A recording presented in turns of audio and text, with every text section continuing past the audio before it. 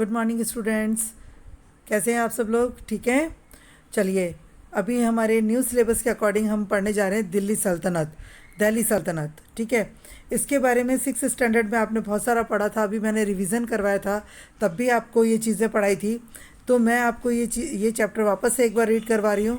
कहीं पे भी कोई दिक्कत होती है तो आप मुझे फील फ्री होकर के पूछ सकते हैं। द दिल्ली सल्तनत। Delhi has been center of Indian politics since ancient times.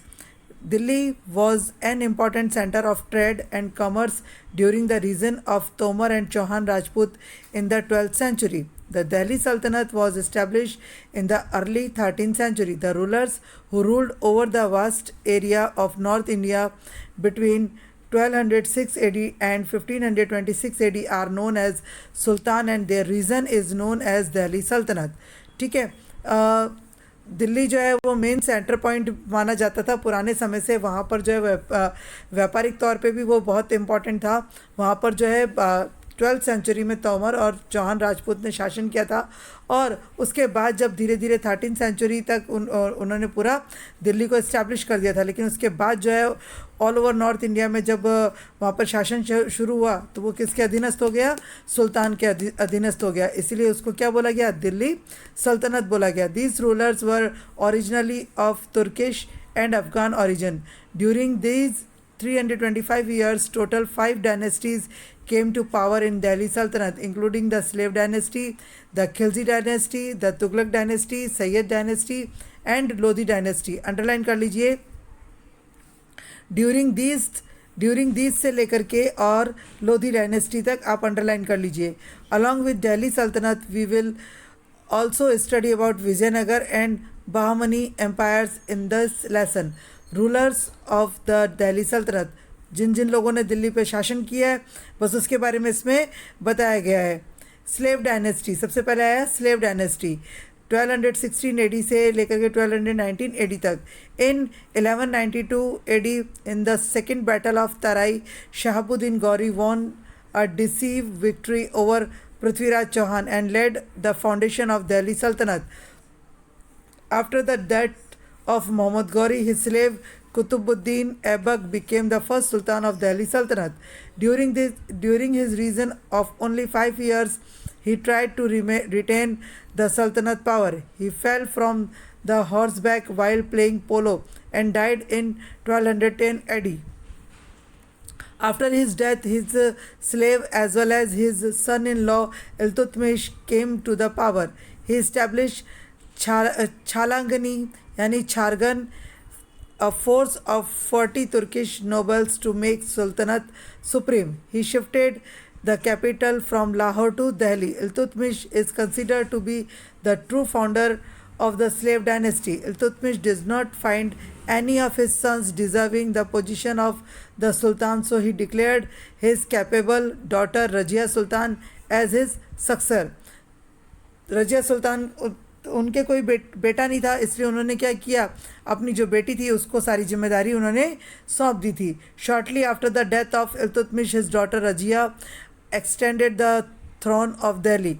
उसने रजिया सुल्तान ने उस पूरा शासन संभाला। She was the first woman ruler to extend the throne of Delhi. Underline कर लीजिएगा, she was the first woman ruler to extend the throne of Delhi. Minhaj Shiraz, a historian of that time, also admitted that Rajia was more capable to become Sultan as compared to her brothers. Yet it was difficult to gain recognition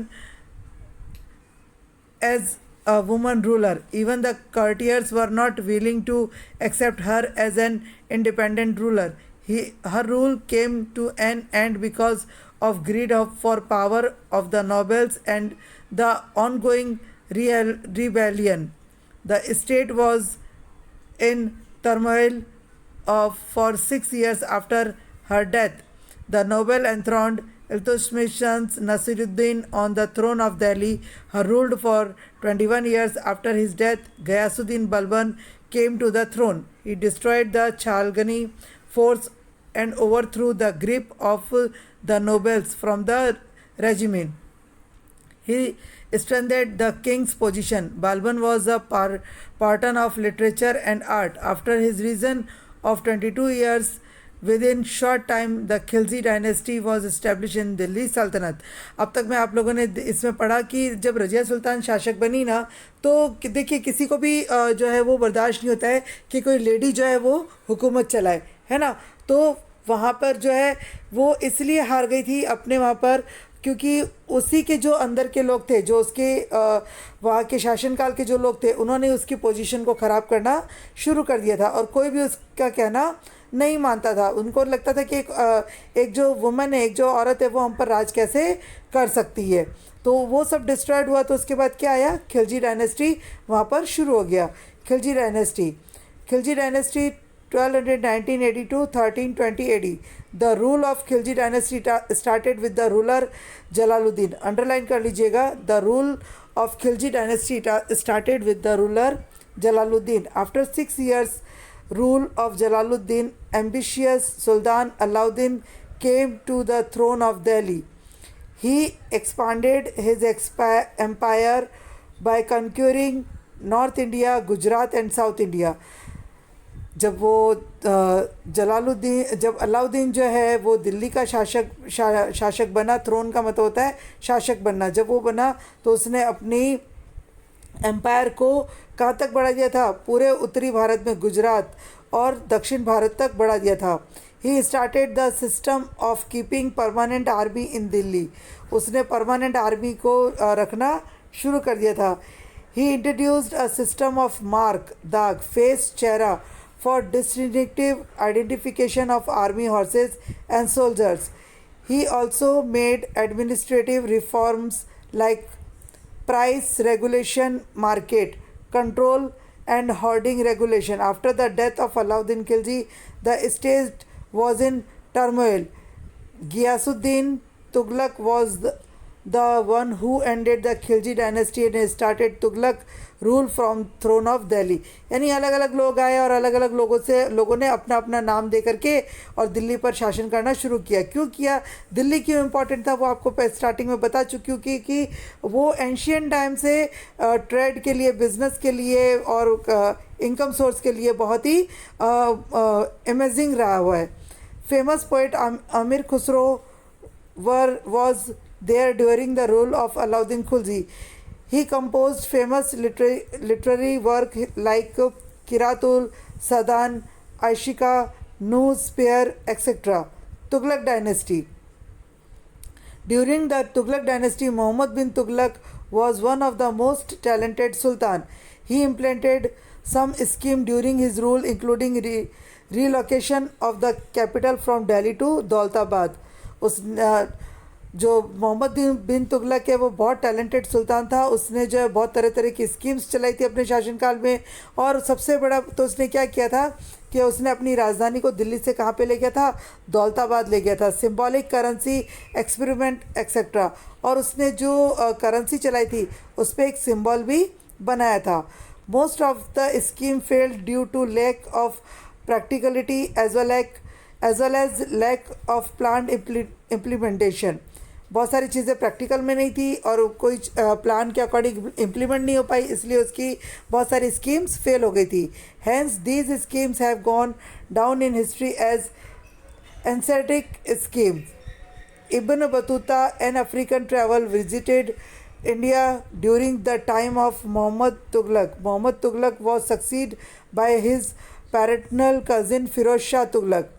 After the death of Firoz Shah, Taimur Lang invaded Delhi. Because of this attack, the foundation of power were shaken and Tughlaq power became limited.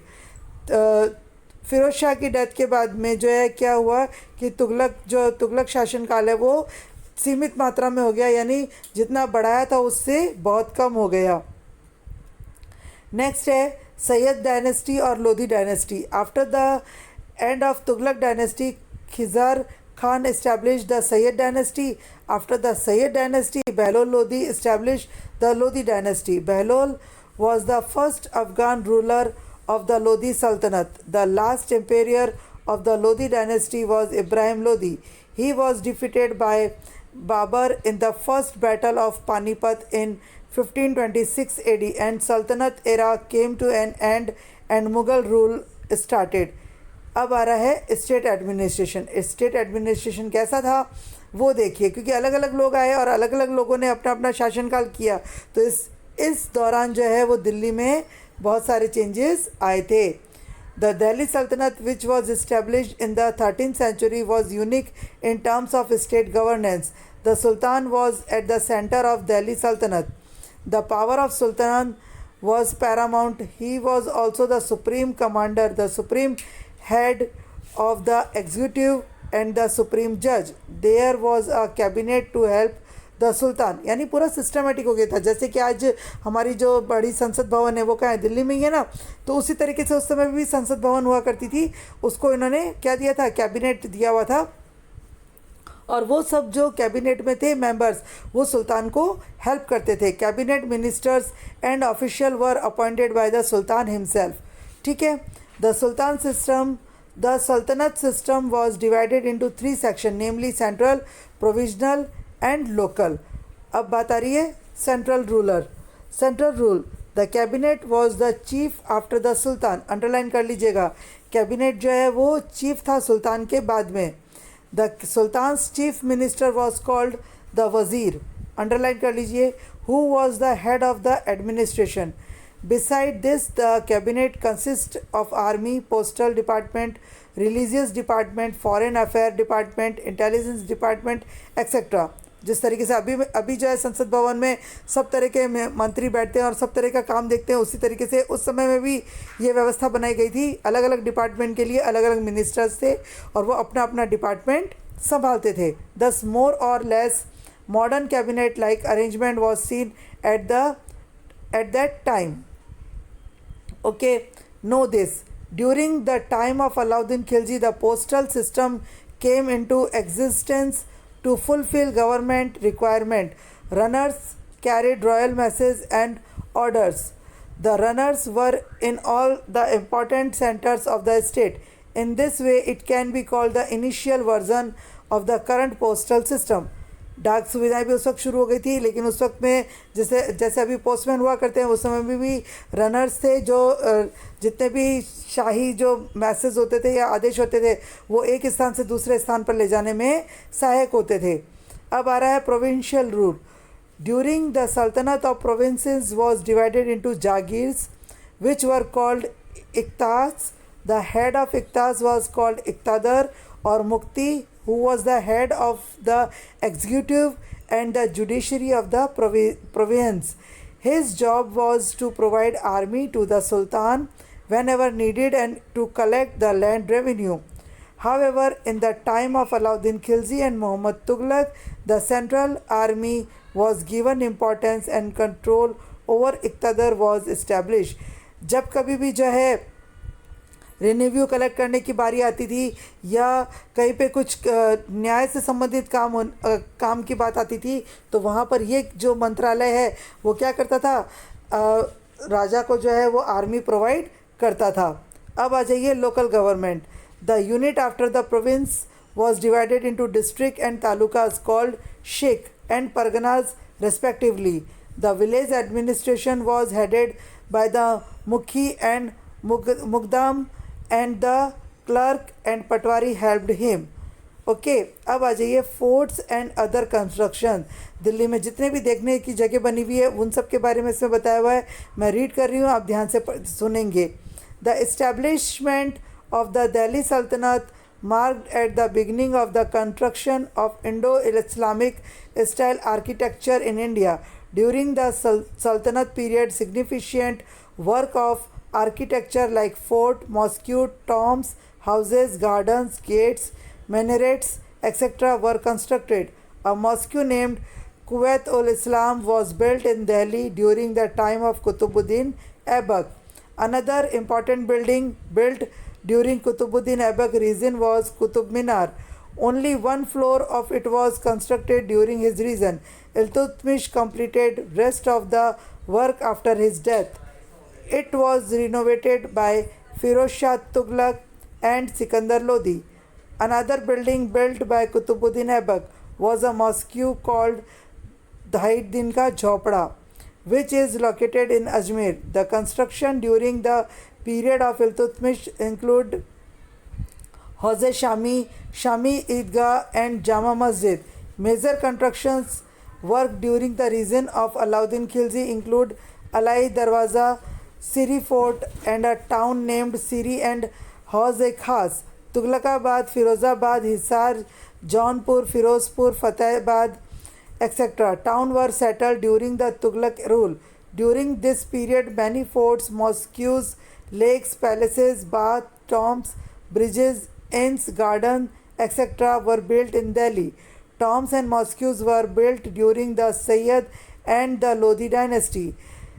Bande Khan's Dome, Bande Gumbaj, Mosque and Shahabuddin's tomb were the major ones among them. Okay तो इतनी सारी चीज़ें जो है यहाँ पर बनी थी. आप पिक्चर में देख सकते हो ये 2.5 दिन का झोपड़ा जो अजमेर में बना हुआ है वो भी बनाया गया था.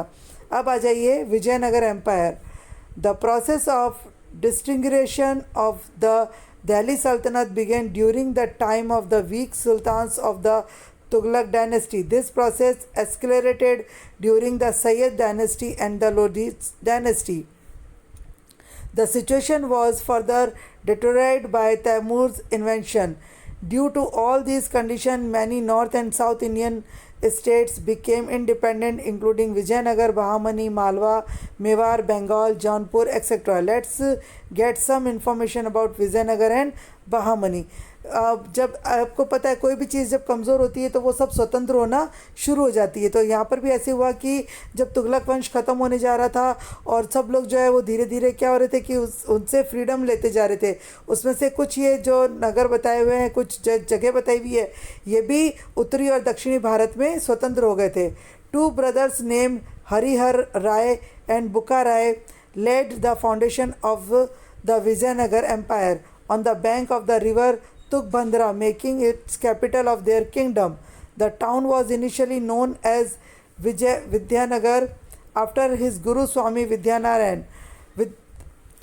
Later on, it was called Vijayanagar due to military success of their emperors. Harihar Rai and Buka Rai were the king of the Sangam dynasty. Vijayanagar Empire was ruled by the Sangam dynasty, Saluva dynasty, Tuluva dynasty and Aravidu dynasty. Harihar Rai I and Buka Rai made an important contribution in turning a small kingdom into an empire. Rule of the Saluva dynasty lasted for 20 years and then Tuluva dynasty was established. 2 भाइयों ने मिलकर के इस kingdom की स्थापना की और उसको अपने गुरु के नाम पर रख करके और बहुत ही अच्छी तरीके से उसका शासन किया था. Great ruler like Krishnadeva Raya was born in the Tuluva dynasty, who was the best ruler of Tuluva dynasty of the Vijayanagar Empire. Not only this, he even got the honor of being a great ruler of India. He won many battles during his reign, although Krishnadev Rai spent most of his life on the battlefield. Krishnadeva Raya ने अपना बहुत सारा जो जीवन है वो युद्ध भूमि में ही निकाल दिया. अभी आप अगर टीवी पे देख रहे हो जो पहले एक सीरियल आता था तेनाली रामा, है ना, उसके अंदर वो जो राजा था कृष्णदेव राय, उसी के बारे में इसमें बात हो रही है. तो आपने उसके किस्से बहुत सारे देखे भी हैं और पढ़े भी होंगे. He did not neglected the administration. He got lakes and canals dug in the state and enriched agriculture. He abolished some unjust taxes and gained love of the people.